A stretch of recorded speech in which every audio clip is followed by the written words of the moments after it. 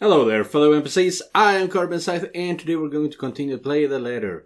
As we all know, we are with Marianne at the moment, the British architect interior designer that is more of a bitch than I care for, to be honest.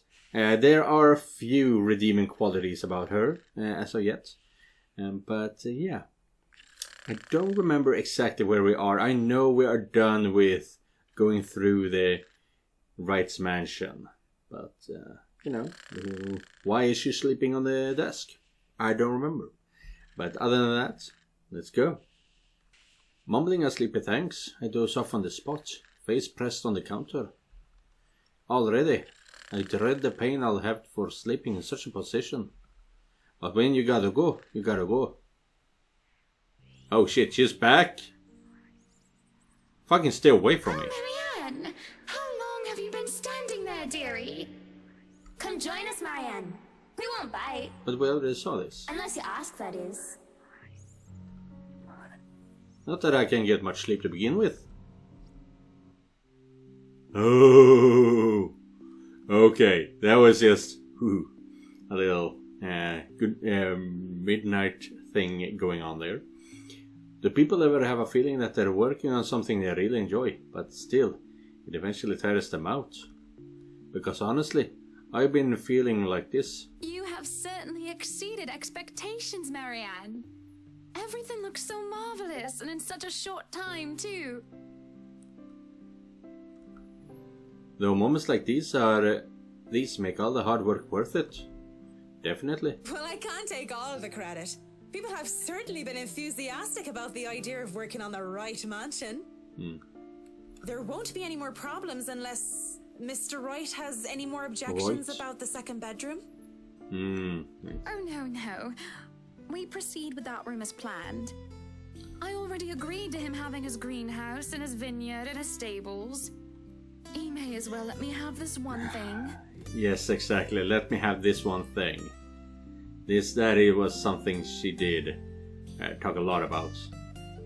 We're only about halfway done, but the honest satisfaction on a client's face is enough for me to push through. Let's fist. In between my exasperation on Mr. Wright's antics and her, I've been burning the candles at both ends. I can't even close my eyes without seeing a dead girl's face. Dead girl. Dead. She's dead. Is it dead? Dead? I have to keep reminding myself that. Burying my feelings as deep as they've buried her body. 6 feet under. I shouldn't waste so much time on someone who's supposed to be gone. I wasted so many years thinking about her already. There should be no need to bother myself with the dead when I should be bothering myself with the living. Too bad the living are usually as complicated, if not more, than ghosts of the past. But don't you have a party? Yes. Right. But Luke's just being a sweetie, you see. That friend he's visiting, he's having marital problems and he's just trying to cheer him up. You know, he's not over there bonking his wife then, huh? It's even more complicated when the living in question is a pair of rich and famous socialites way past their honeymoon phase. And I've been somehow roped into being a relationship counselor. They've been married for a long time and they've hit a... how do they say it? A rough patch. I'm just gonna silence Discord for a second. Oh right, I do remember her saying that as when we played Hana. God damn. His wife has a drinking problem and can be very neglectful. The poor thing really does his best to be a good husband. Oh no, sorry. Now this is not any longer about Mr. Lee and Rochelle or Roshan or whatever her name was. This is about Mr. and Mrs. Wright. But it's never enough for her. Sometimes I think it's the years. Maybe it's been so long that they've lost that romantic spark. Oh, that you have. What do you think? If I'm going to be completely honest, I need to ask. This is about you and Mr. Wright, isn't it? It's kind of strange, however, that these two are so close to each other. Meaning that it just means that Marianne is going to say a lot of things and I have very little to say about what she says. So it's kind of strange, honestly. I was really liking that everyone was going their different paths and then suddenly just ended up together again. But with this kind of path, I am not able to control Marianne as much. Suppose it is. What would you tell me? Then, I tell you it's none of my business. I tell you that I don't want to meddle. But, if the troubled husband with the neglectful wife asked me for my honest opinion, I'd say that he shouldn't base his happiness and his self-worth on someone else. Maybe he should try being independent for a while. See what it's like when he isn't trying to please someone else and doing things for himself. Everyone's supposed to be their own man or woman, right? A bit of breathing room never hurt anyone. We shouldn't let our fear control our lives. Why she thinks a single woman like me would be the best source of relationship advice is beyond me. Still, I talk and answer to the best of my abilities. Without realizing it, I'm already pouring out a part of me that I thought were long gone. I'd like to believe my words will be of some help to Mrs. Wright. If I'm honest, what the hell?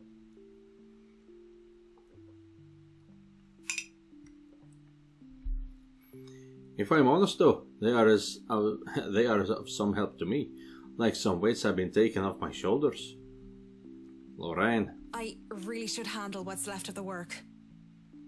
You won't be attending the party? Oh, you really must, Marianne. The weight of what happened to her hasn't left me yet, did it? Maybe. I'll try to stay and chat. Maybe grab a few bites and a drink, but I can't be around for the entirety of the event. My apologies. Busy, busy, busy. You must stay a while. I'd love for you to meet some of my friends, and they're ever so excited to meet you. You need to say hello to the Lees, at least. If it wasn't for them, I'd never even heard of you. Maybe it's not. Maybe it's about time I changed that. We'll see. So, if I can be excused? Certainly. You'll have to excuse me as well. I must attend to the party before any early birds arrive. Because, believe me, they will throw a fuss if things aren't ready, even when they're not supposed to be here until an hour later. Though I shouldn't dwell on the dead. I shouldn't just carelessly forget about them too. Saying that I have work left to do is an easy enough excuse to make. I know how other people see me. They see someone so obsessed with her craft that she would so easily miss things like a party for it. Outside the parlor, people hurry about here and there in preparation for the Wright's grand housewarming party. None spare me a glance as I slip past them, each working on their appointed roles and not daring to slack off while they work for what is probably the most powerful couple in Duxburn. I make it into the kitchen with ease, the wine cellar being my final destination. But when it's a great task ever simple? Probably never. And this is a great task, isn't it? The greatest one yet that is worthy of being called a guest. I'm not acting as Marianne McCullough, a professional interior designer, when I choose to lie about being too busy for a party. I'm Marianne McCullough, a lawful neutral cleric with 9 points in wisdom and 8 in charisma, which is actually really poor stats, to be honest, if it's based on the D20 system. 5e, that is. Just thinking of it like that makes it a bit cheesy. But it helps with the fear. If it's based on some kind of 10 max stats, then 8 and 9 is still good. It helps overcome the insane thought that I'm actively seeking out something that has been plaguing me for years. I might face my worst nightmare, or I might see nothing and I'll find my self-imagined grand quest fall flat. And who would have thought that the gatekeeper to my final quest would be someone I thought would be a valuable ally? Schnell! Hurry up, you snails! Schnell! Please! We are on a deadline and you are wasting my time! We are on a deadline, and you are wasting my time. The butler comes from the cellar and into the kitchen, trailed by a couple of others. People who I assume are most likely chefs and bartenders. He raises a brow, seeing me just standing there by the hatch, by the trapdoor. It almost looked like I was going to throw me out for being in the kitchen without permission. But then, he motions for the others to disperse and familiarize themselves with their surroundings. Meanwhile, he continues to stand there, preventing entry into the darkness beyond. What are you doing here, Fraulein? This is not the place for guests or in an architect right now. In an architect, okay. It makes sense. Inside architect. I request you leave. I request you leave. I was just looking around for any last-minute things, yes?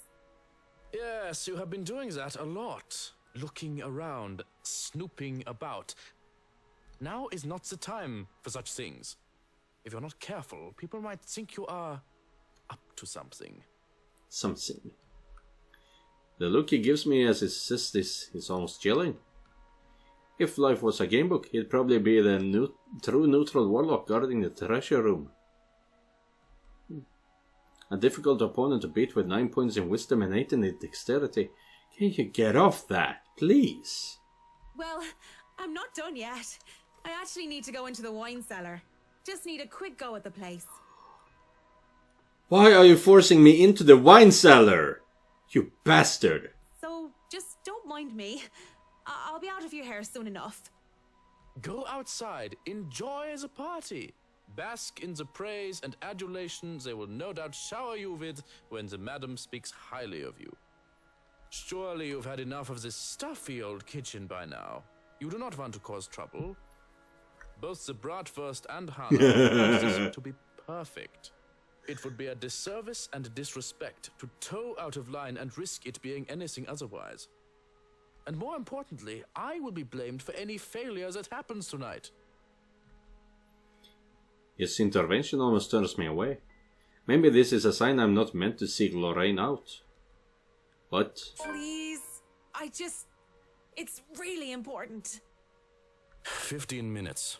No, 9. 10 minutes. 10 minutes. Any longer and I'll pull you out of there myself. 9, 9, 9! The bratwurst will be furious if he thinks anyone is touching his precious wine without his permission. Thank you. This seriously means a lot. He steps outside begrudgingly. At this point, it looks like there's no turning back. Oh no, there's the mirror! The cellar greets me ominously as I descend. The space feels smaller, with a lot more bottles lining the wall compared to before, and knowing what might be waiting for me here makes things worse. The mirror that had been moved from the study is my goal. I did not return to it after my initial discovery, but the thought of Lorraine, how much I wanted to see her again, even if it's just for one more time, keeps coming back to mind. As I walk through the cellar, I have to stop when I feel something crunch beneath my feet. Absinthe. Is it? No, that's just wine. Whatever few bottles were left behind here are now nothing but glass under my heels. Perhaps dropped by one of the many chefs and bartenders the butler had escorted through here before. And it made a downright mess, with a red slick pooling from the remnants of a good drink. Drink. With how dark this place is, a person with a dark enough imagination can easily mistake it for blood. I can't help but think it is, despite the easy logical explanation that they had come to my mind, only because of what I'm about to do. It's merely a momentary distraction as I continue to the end of the cellar where the mirror stands. Propped up on the far wall, it gleams innocently while pretending to be a simple and ordinary mirror. How morbid to think this thing can show a person their deepest, most desperate desires, and then twist it into an image so dark. That's what I had seen that day. Though I heard Lorraine many times, I had only seen her within its frame. I wonder if people have discovered it before. How many were wasted away in front of it, enamored, and how many were frightened away by what they saw? Yet, as I stand before it now, nothing. I can barely see my own reflection in this darkness. How does this even work? Mirror, mirror on the wall? I will kill you all! Something? Anything? Nothing. Touching its surface doesn't make it magically activate or anything like that. There is no sudden source of power and I'm not suddenly granted sight. It stays what it is, a mirror. Was Lorraine's appearance in the mirror all some sort of fever dream?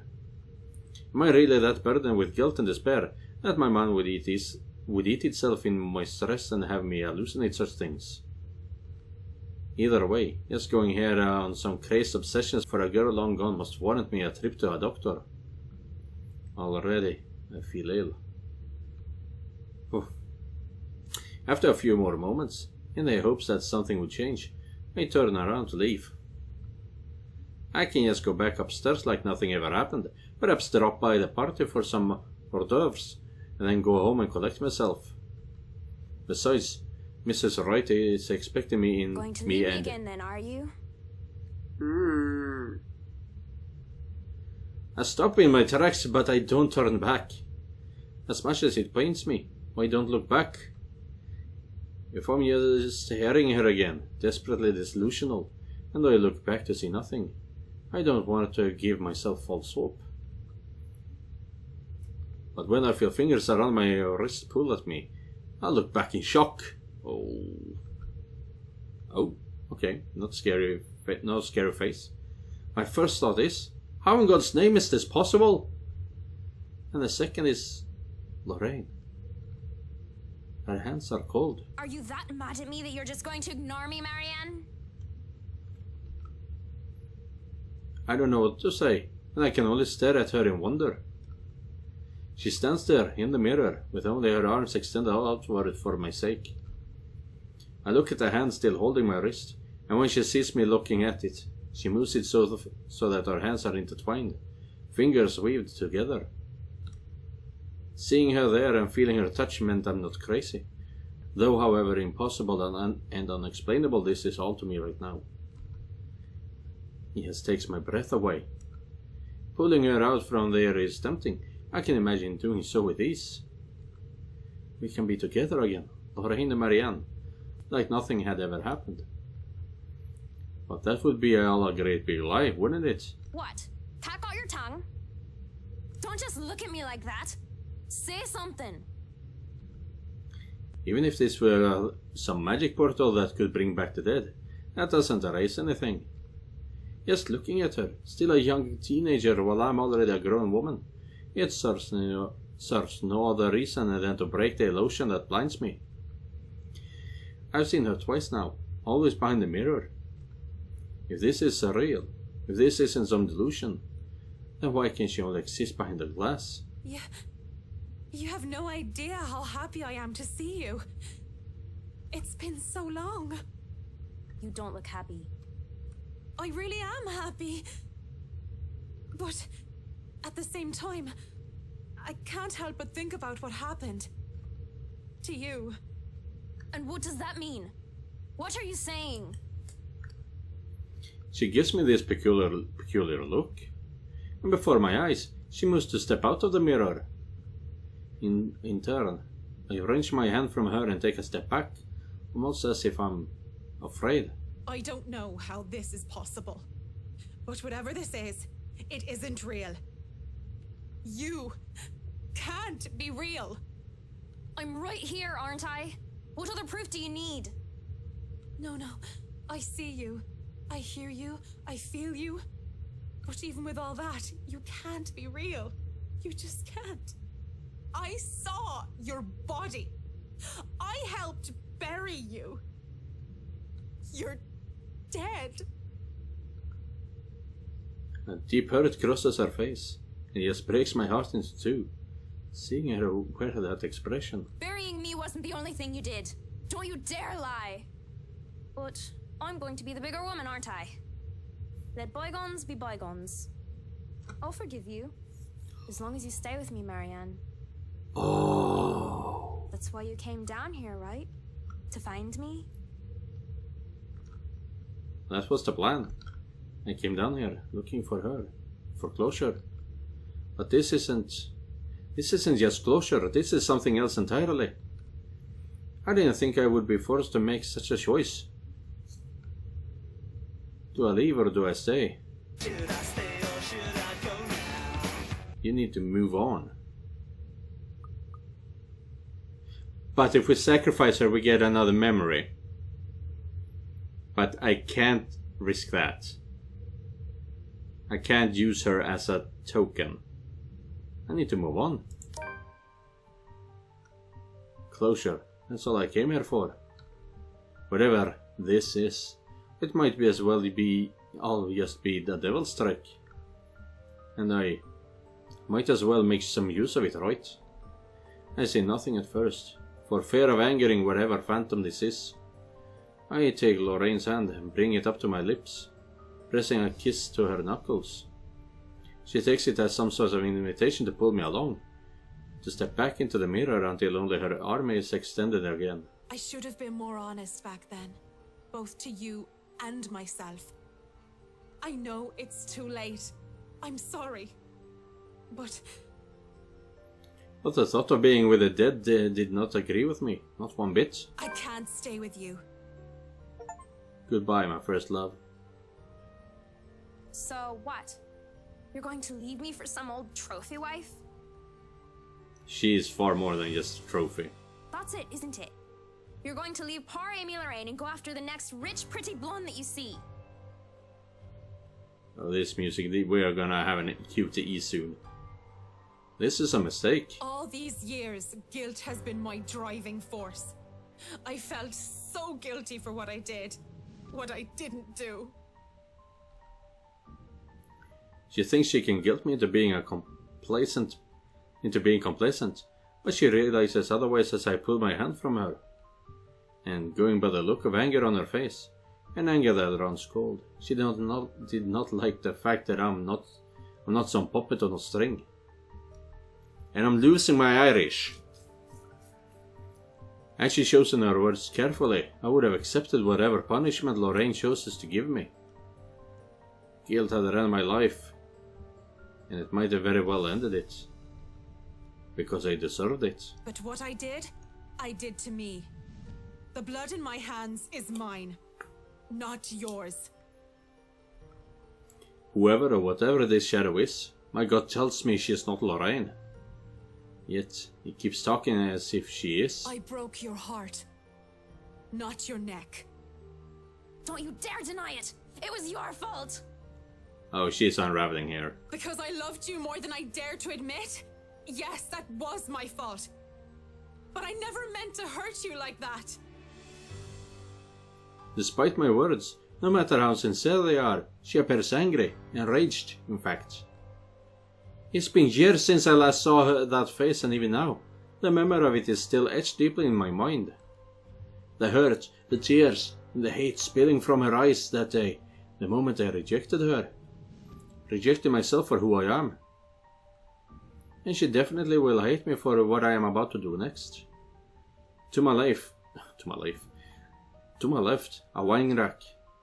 And from there, I take a bottle and pray to all the saints I can remember. For all my sins. Are you gonna turn yourself on fire? For every hurtful words I've uttered. For what I have driven her to do that day. What I forced her into. What are you doing? I do it without thinking twice. Quickly, before I can hesitate. I grab a bottle and send it straight toward the mirror. Oh, okay, she's gonna break the mirror. That's a better thing to do. Shards of the bottle and the mirror are sent flying everywhere as Lorraine screams, echoing the cellar. Bitter, searing, like every wounding accusation she hurled at me. They never left me. I doubt they ever will. But with this, I can move away from them, from her. Live my life as I should, free from the burden. Her burden. Because the Lorraine I know, the real one, the person I loved, will never want me carrying this to my death. As the screaming dies down, I can't help but mutter weakly. It's done. It's done. Oh, Lorraine. Forgive me, Lorraine. That's not it, is it? I take some time to compose myself, breathing in and out, stamping down on the tremor still racking my hands, straightening out my jacket and fixing my hair.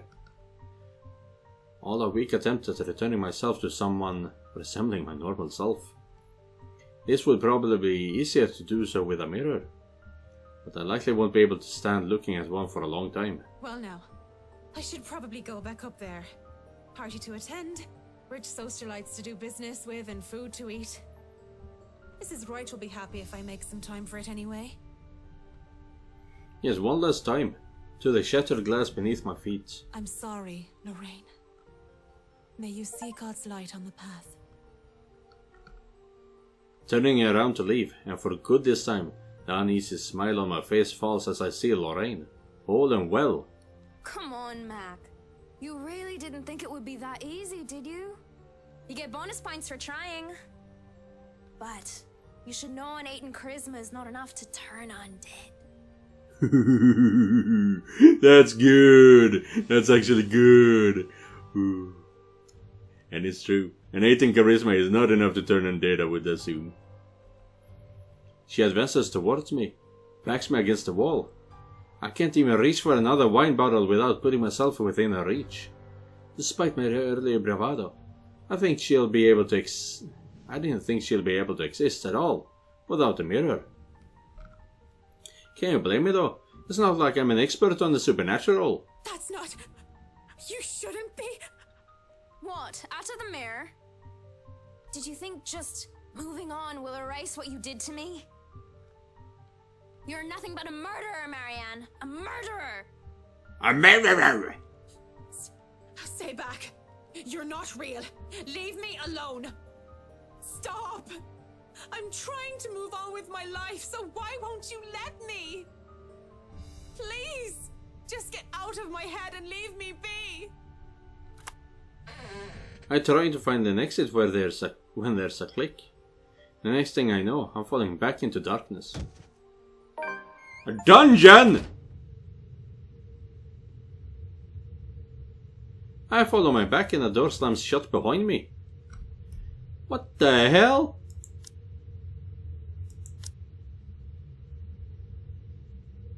Desperate to deal with her painful past, Marianne McCullough excused herself from attending the housewarming party to search for Amy Lorraine within the mansion. Seeing her ghost in the wine cellar, however, a realization hit her and she finally let go.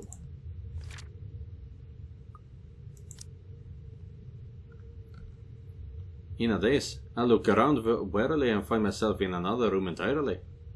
On the other side of the wall, some sort of secret passage perhaps, an underground tunnel that has me wary and frightened. It also proves that the oddities in the mansion floor plans are a lot more than just little discrepancies.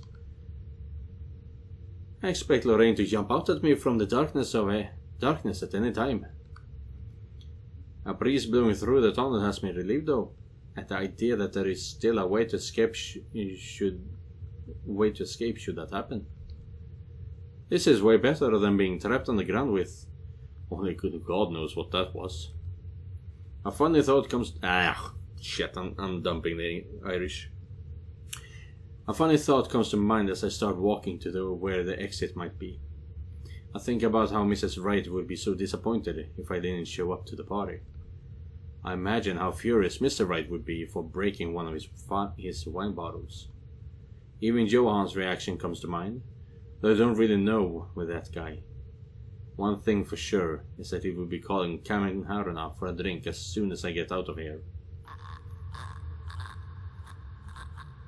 There she is! True face of Lorraine. That noise has me wary.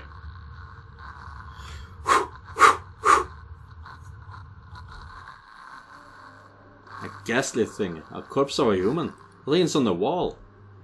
Her arms and limbs, almost every inch of her lithe body, is peppered with wounds and rotting flesh. And it is then that the putrid smell of blood and gore hits me, making it so that I don't even question how I missed it in the first place. How long has this been here? Oh, that smell. Oh, you're a nasty one, aren't you? I'll flinch as the thing twitches. Yeah. And as soon as it opens its eyes and looks at me with a smile, there's nothing on my mind but horror.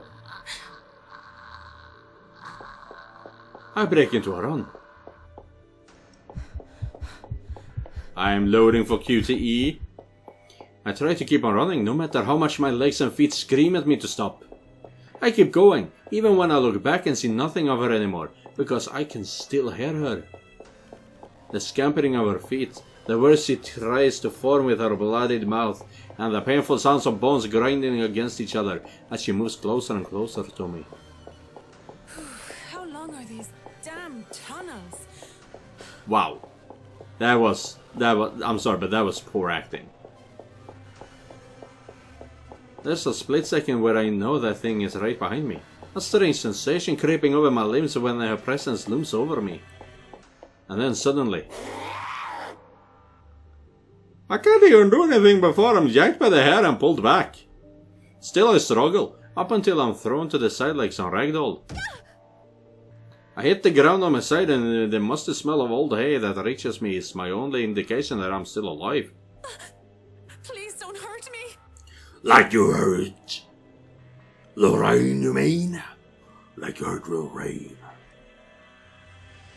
My body hurts and I keep my eyes shut tight, afraid of what might happen next. What's wrong, Marianne? Are you really afraid of little old me?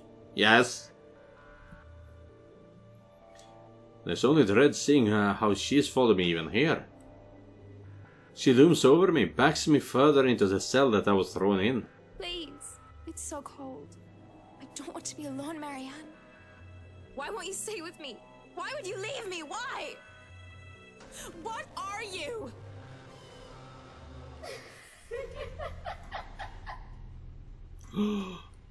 His camera. Lorraine's turns and shift into that thing from before. And with that same gruesome grin, he takes a step forward towards the cell. Towards me. I barely scramble to my knees when the door to the cell slams shut and it just stands there, staring. Shouts for help ring out in the tunnel. But none of them are coming for me. But none of them are coming from me. I'm all paralyzed and shocked by what is happening. My throat tightens. And being fooled by the image of Lorraine and the thought of being trapped down here. So, then where? Help me! Oh, help me! Are you getting all this on camera, Carl? Oh shit! They wrote the help me note. Yeah, but are you guys sure this is a good idea? We're breaking and entering here. Don't worry, the owners of this place haven't been here in a long time. Look at this thing, though. It has writing in blood like some cheesy 80s horror prop. Wait, I have an idea. No, they just found it. Oh man, that's genius. Send this to 5 people. What kind of butthead would even take this thing seriously? Maybe we can stick this in Rowan's backpack. That's where his kid would panic.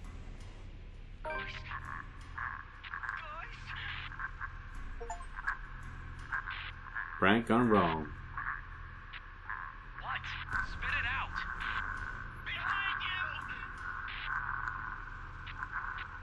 you! There, in the corner of the cell! A digital camera comes flickering to life, and the video has played back on the screen. It was hard to even consider paying any attention to it, when my life is on the line. But when the ghost doesn't move and the teenagers mocking shouts of "Help me" fill their cell, I just had to watch. And what I had seen, students, judging by the St. Goretti uniforms. St. Goretti. Was that Goretti? Who was from Goretti? Rebecca was from Goretti. They were holding Letter. that thing. The woman, she...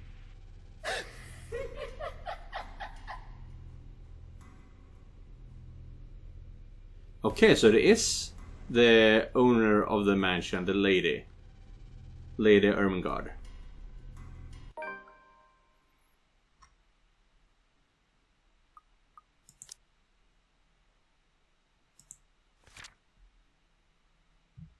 While trying to escape the Phantom disguising as her friend, Marianne discovered an underground prison hidden in the deepest corner of the mansion. Now trapped in one of its cells, she found a recording left behind by some of the mansion's victims.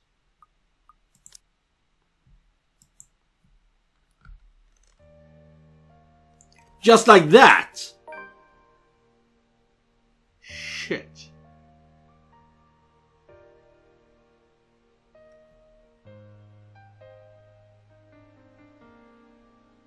Yeah. Slightly shorter episode than usual, but I'm cutting off here because I only have a few minutes left before the 40-minute mark. But yeah, we just end it there. The ghost is the Lady Ermengarde for some weird reason. And we have Saint Goretti, which is where Rebecca is from. Is she somehow involved in all of this even before all this even happened?